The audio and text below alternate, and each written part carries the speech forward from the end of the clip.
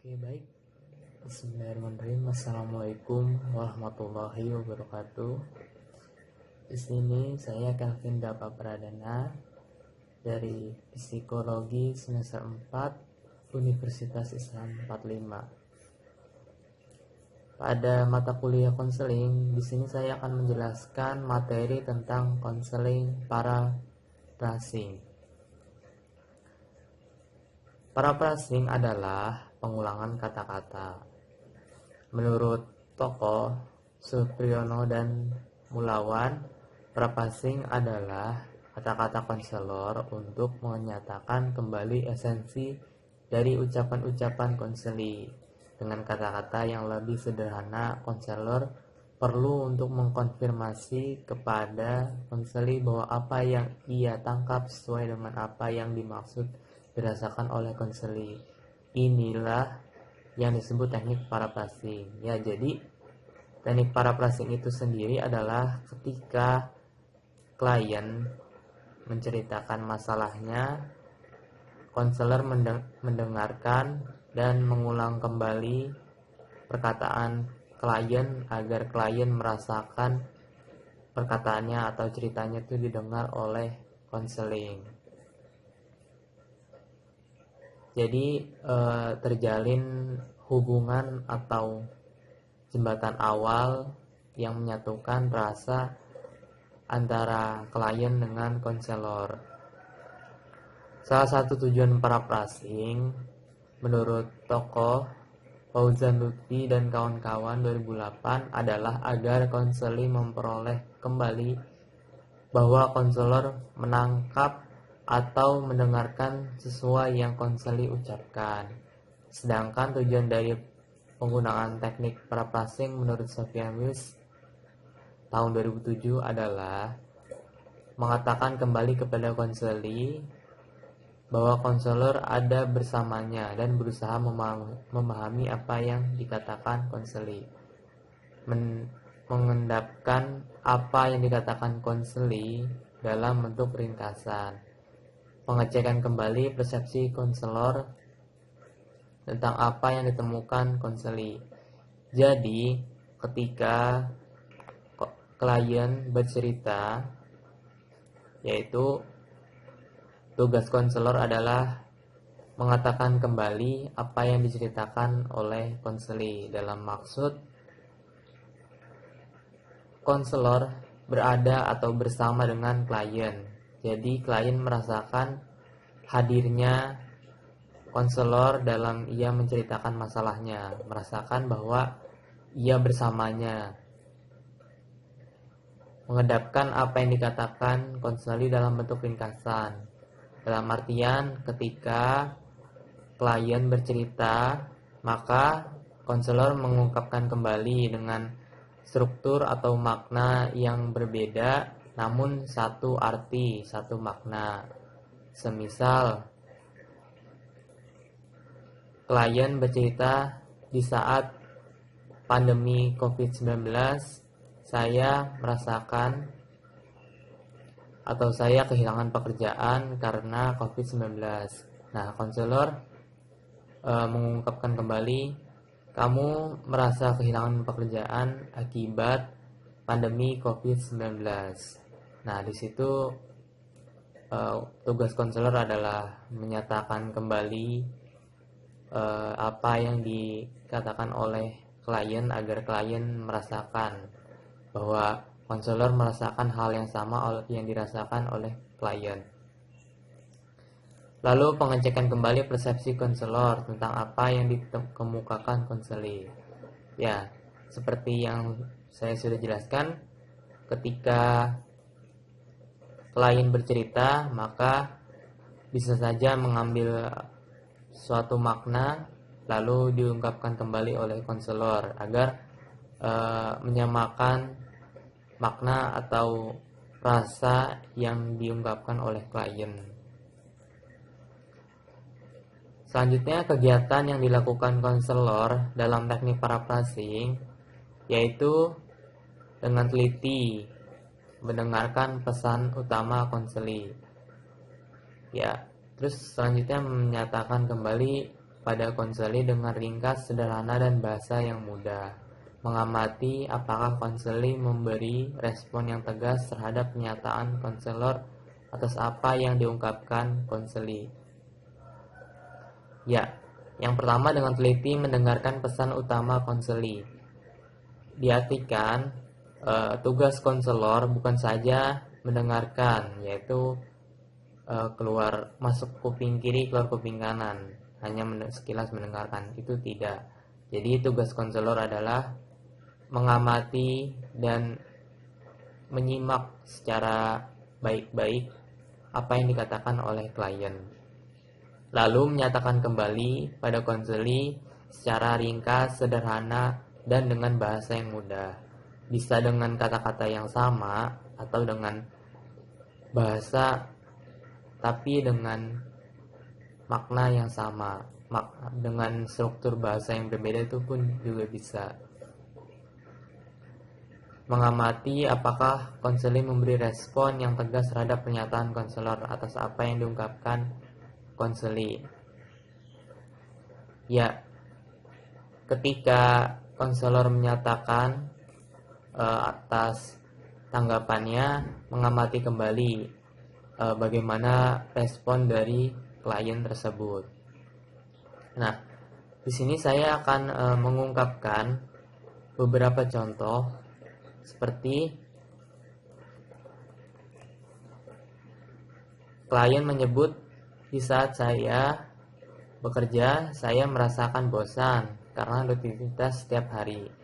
Lalu, konselor bisa menjawab dengan, kamu merasa bosan karena bekerja. Atau contoh selanjutnya, setelah adanya pandemi COVID-19, saya kehilangan pekerjaan. Saya di PHK akibat perusahaan yang saya duduki bangkrut.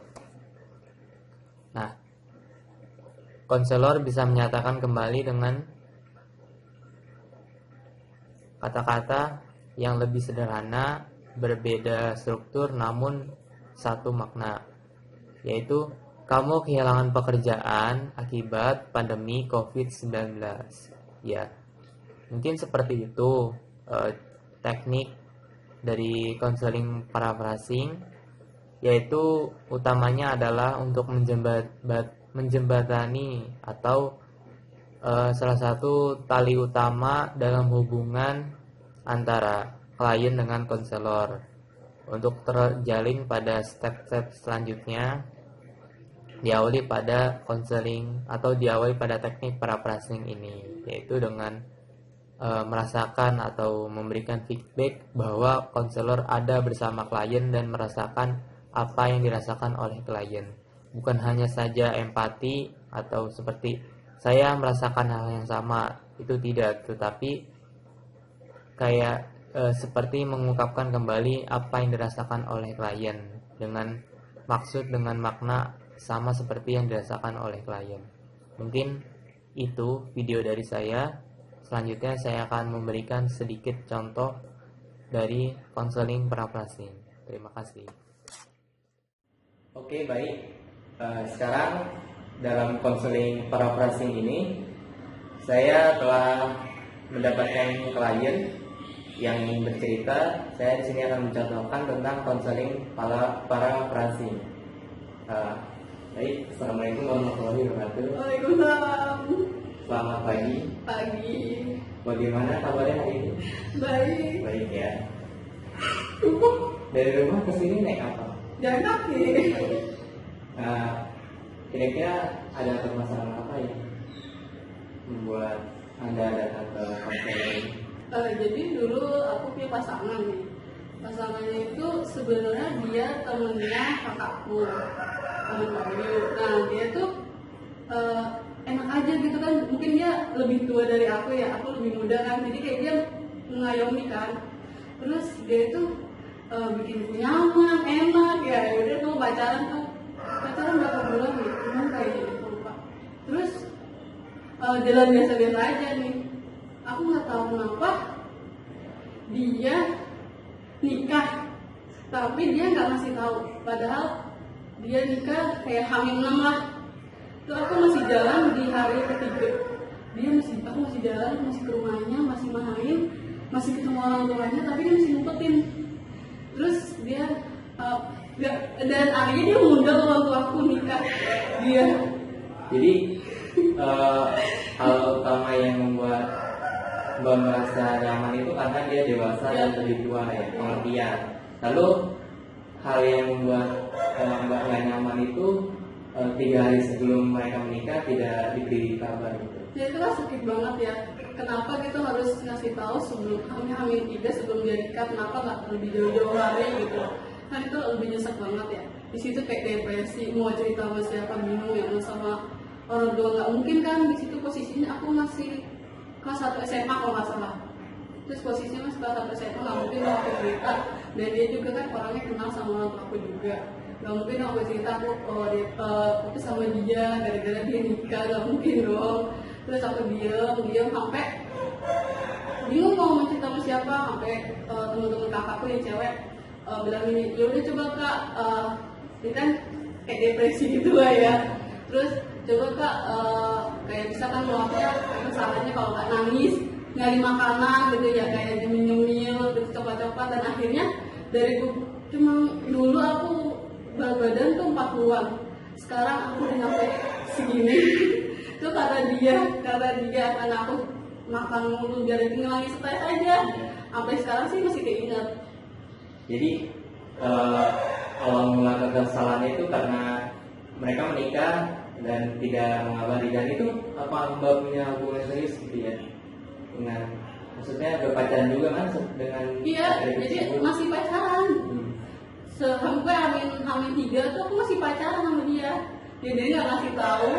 Terus hamil 2-nya langsung dia putusin aku. Terus dia langsung ngundang sama orang tua aku juga. Kataku kok ini orang nggak punya pikiran ya, kok dia bisa-bisanya ngelakuin kayak gini, terus mutusin, terus dia malah ngundang orang tua aku juga. Terus kayak gak punya pikiran gitu. Jadi Mbak merasa laki-laki tersebut itu jahat gitu ya, nggak seharusnya memperlakukan seperti itu. Jadi yang seharusnya tadinya dia baik-baik saja langsung menikah dengan orang lain gitu ya. Tapi Mbak punya manajemen sendiri gitu, ketika stres, ketika punya masalah melarikannya dengan makanan. Makanannya maksudnya seperti kayak coklat gitu-gitu, pokoknya yang stres kan biasanya coklat ya, jadi makan coklat aja. Terus kayak nyemil-nyemil aja kan, itu bikin orang badan juga gendut kan. Dan akhirnya sampai berat badan itu dari 40 sekarang 60-an. Tapi hal itu masih berlangsung sampai sekarang. Maksudnya makan terus untuk mengurangi? Enggak, sekarang mah diet dong. Iya. Kan udah.